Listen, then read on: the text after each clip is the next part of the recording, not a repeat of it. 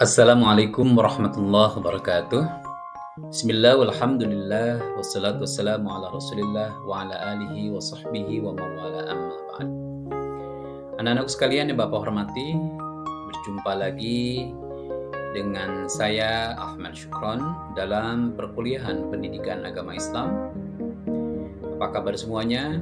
Semoga kita senantiasa mendapatkan perlindungan, keselamatan, kesehatan dari Allah Subhanahu wa taala sehingga kita bisa menjalankan aktivitas kita sehari-hari.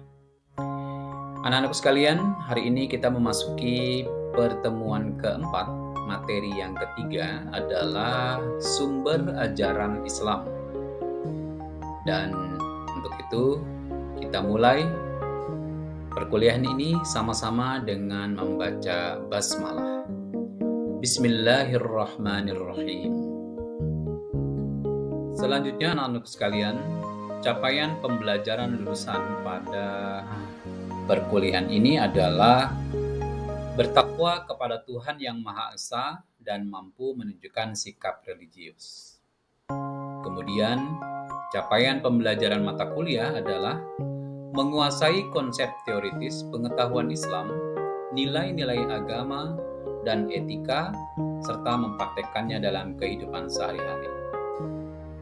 Lalu, sub CPMK-nya adalah diharapkan setelah mempelajari materi ini, mahasiswa mampu menjelaskan agama Islam secara teoritis dan mendalam dengan logis dan sistematis terkait dengan materi sumber ajaran Islam.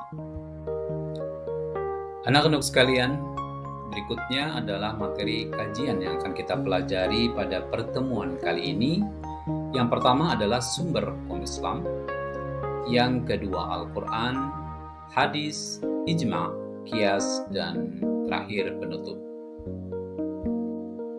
Anak-anakku sekalian, sumber hukum Islam atau sumber ajaran Islam itu ada 4. Yang pertama Al-Quran, sunnah, ijma', dan qiyas.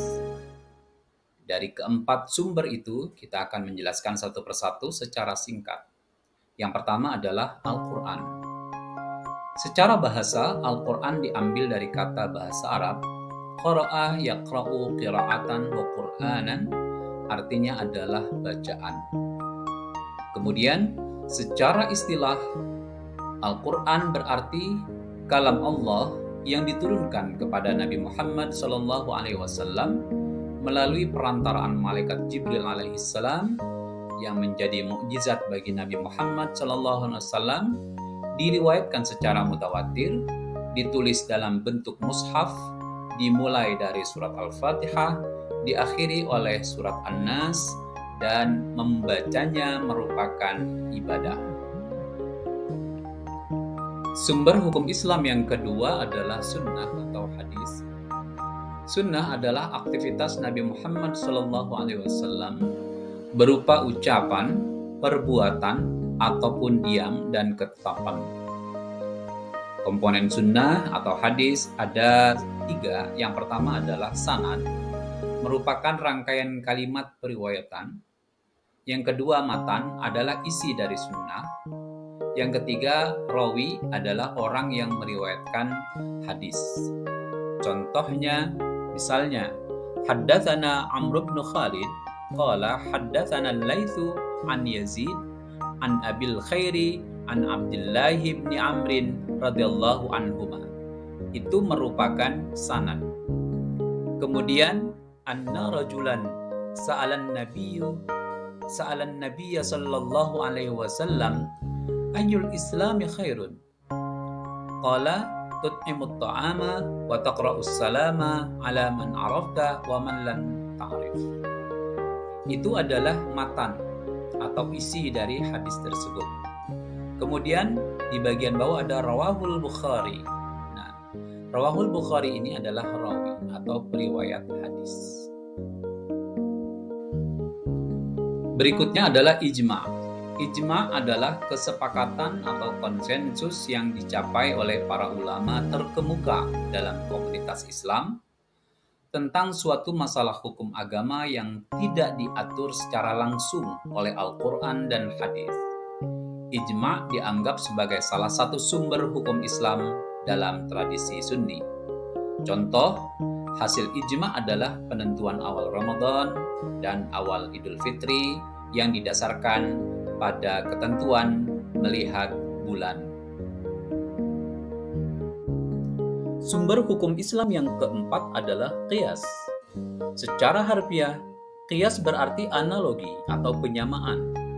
Dalam konteks hukum Islam, qiyas mengacu pada proses penarikan kesimpulan hukum dari kasus yang diatur oleh Al-Quran atau hadis. Kemudian, menerapkan aturan yang sama pada situasi baru yang belum diatur secara langsung oleh sumber-sumber utama tersebut. Qiyas hanya boleh diterapkan menyangkut sesuatu yang tidak ada nas dari Al-Quran, hadis, atau ijma'. Menurut para ulama usul, qiyas adalah metode penetapan hukum yang harus memenuhi 4 unsur utama atau yang juga disebut sebagai rukun. Rukun qiyas adalah sebagai berikut: al-aslu, al-far'u, al-hukmu, dan al-sabab atau al-illah. Contoh qiyas adalah penetapan zakat fitrah dengan bahan makanan pokok, ini merupakan ilatnya. Kemudian bangsa Arab mengeluarkan zakat fitrahnya adalah dengan gandum, hukumnya wajib. Gandum sendiri adalah asal. Kemudian rakyat Indonesia bahan makanan pokoknya adalah beras. Maka zakat fitrahnya adalah dengan beras. Hukum mengeluarkan zakat fitrah dengan beras adalah wajib. Nah, anak-anakku sekalian, itulah materi tentang sumber hukum Islam yang diberikan secara singkat. Untuk lebih jelasnya, silakan anak-anakku semua membaca buku yang telah diberikan, buku Pendidikan Agama Islam untuk Perguruan Tinggi Umum. Akhirnya, kita tutup materi perkuliahan kali ini. Kita sama-sama membaca hamdalah. Alhamdulillahirabbil alamin. Bapak ucapkan terima kasih atas segala perhatian. Mohon maaf bila ada kehilafan dan kekurangan. Wallahul muwaffiq ila aqwamit thoriq. Wassalamualaikum warahmatullahi wabarakatuh.